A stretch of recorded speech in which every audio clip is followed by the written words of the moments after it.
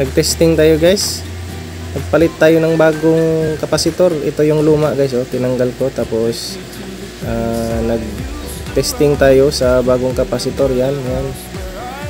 Ayan guys, 4.7 ang amperahe. So nang nag-testing ako guys, one click lang guys, no. Pag on ng breaker, diretso agad siya ng ikot. So hindi na siya umuugong. Yung problema niya guys, umuugong kasi siya guys. Yan, tingnan natin guys kung saan siya humihigop ng tubig. Dito sila nagpundo ng tubig guys sa tangke na to. Tapos hinihigop pataas kasi 2-story residential building to guys. So 4.7 amperes. Tamang-tama yung higop niya guys. 1 HP to na Eurostar na shallow water pump. Ayan guys, okay na siya guys. 4.7. I-compare natin guys nung unang testing ko guys, nung umuugong pa siya. Ito yung unang testing ko guys.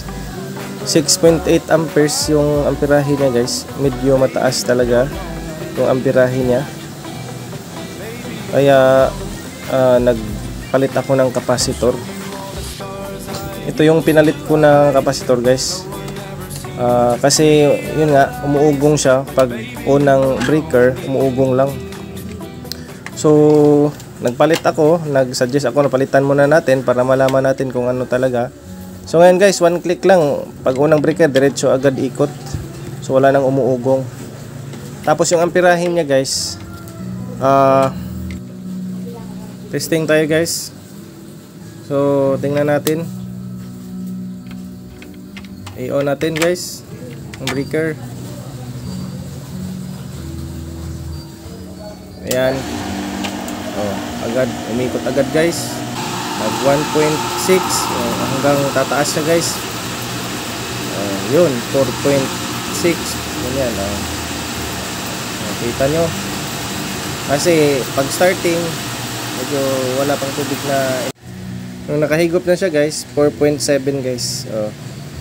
And guys, kung gusto nyo mag-order ng kapasitor, sa Yellow Basket lang guys. At saka itong ginagamit nating Clameter, Inco ang brand. Sobrang ganda nito guys gamitin. Mag-order din kayo guys sa Yellow Basket lang guys.